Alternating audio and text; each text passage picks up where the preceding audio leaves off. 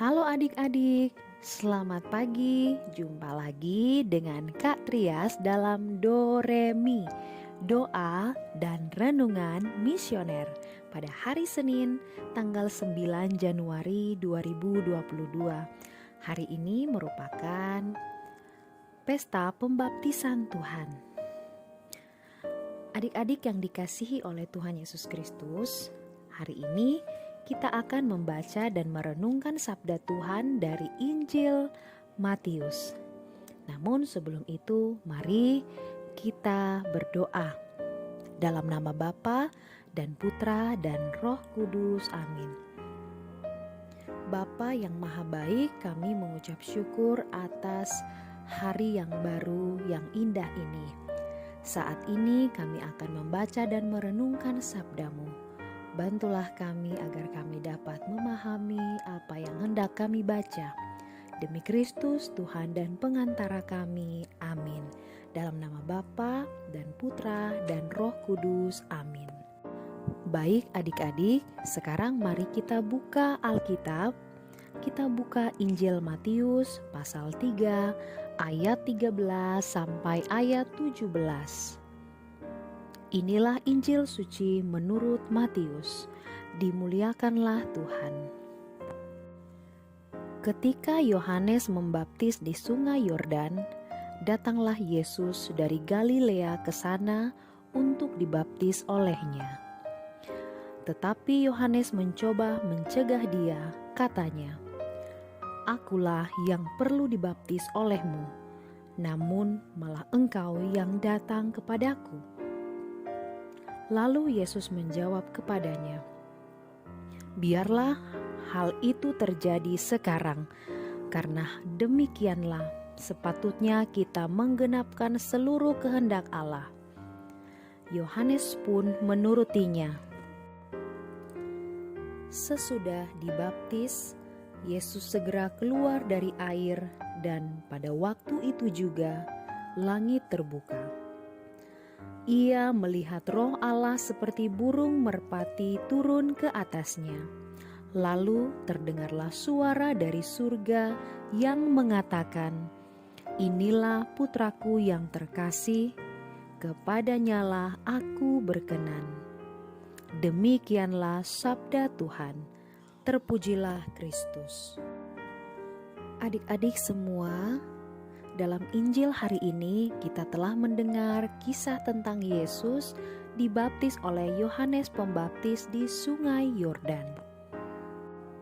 Yesus dibaptis oleh Yohanes Pembaptis sebagai tanda bahwa ia adalah anak Allah.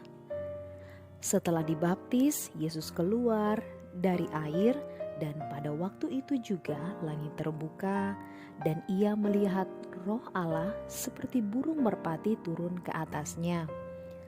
Lalu terdengarlah suara dari surga yang mengatakan, "Inilah anak yang kukasihi, kepadanyalah aku berkenan."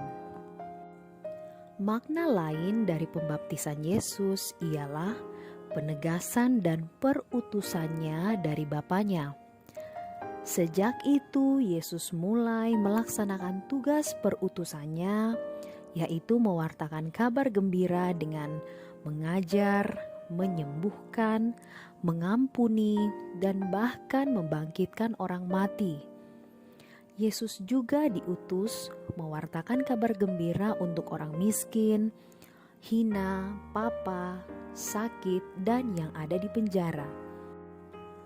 Adik-adik semua, dalam Injil hari ini kita telah mendengar kisah tentang Yesus dibaptis oleh Yohanes Pembaptis di Sungai Yordan.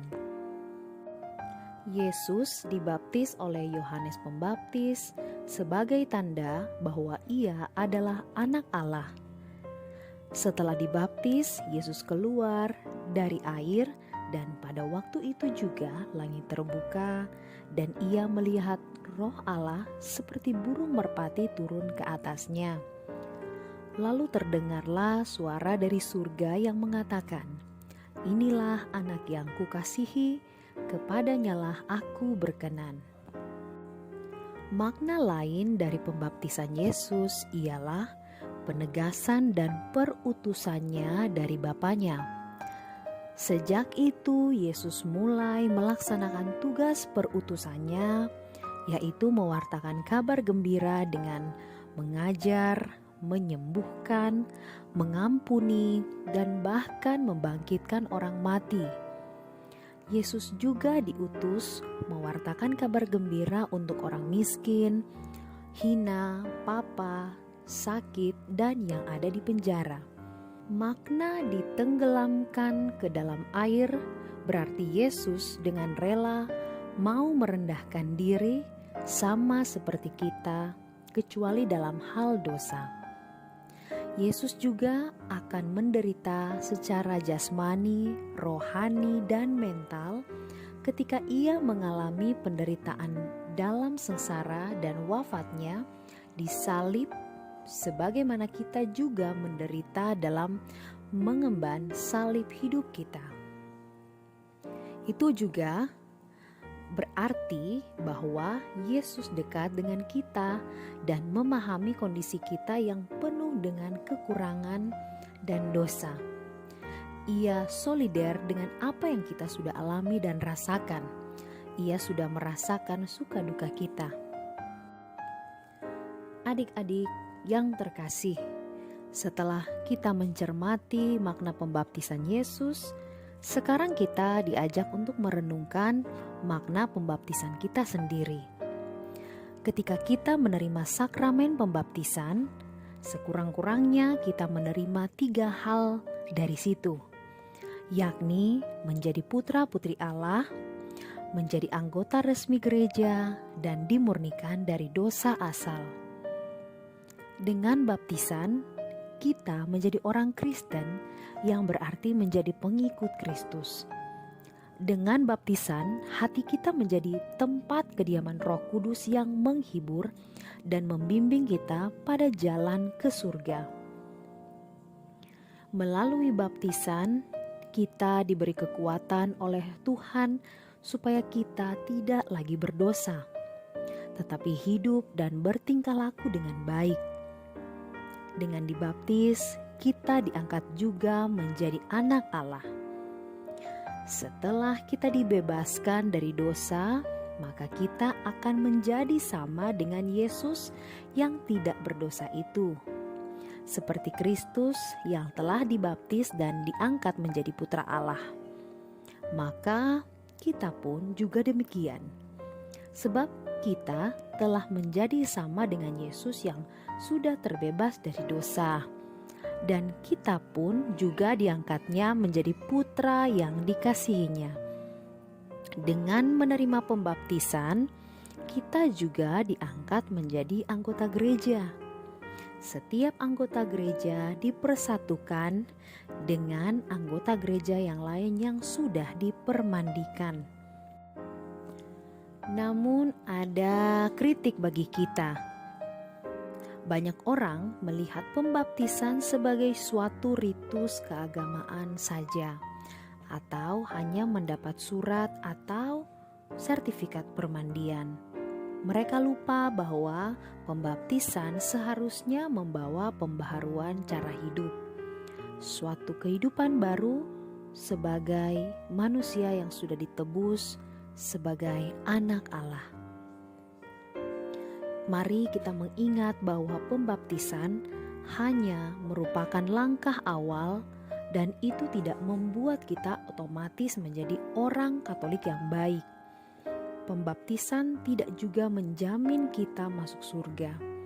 Proses yang lain harus kita lewati dan itulah proses pembelajaran dalam keberimanan dan menghayati apa yang diajarkan oleh gereja kita. Kita tidak otomatis menemukan Yesus saat kita menerima baptisan. Kita harus bertobat dan memperbaharui diri secara terus-menerus. Semoga demikian. Amin. Mengakhiri Doremi kita pada hari ini, mari kita berdoa dengan doa anak misioner Indonesia. Dalam nama Bapa dan Putra dan Roh Kudus. Amin. Tuhan Yesus, Engkau diutus Bapa menjadi berkat bagi dunia, menjadi selamat bagi manusia.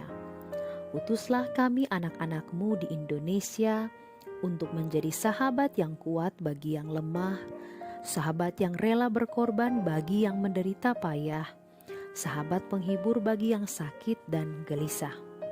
Tuhan Yesus, kami pun ingin menjadi utusan-utusan kecil-Mu, teman setia bagi yang tersingkir terlantarkan, teman bicara bagi yang kesepian terlupakan, sobat yang gembira bagi yang sedih dan susah, sobat penuh penghargaan bagi yang tak dicintai.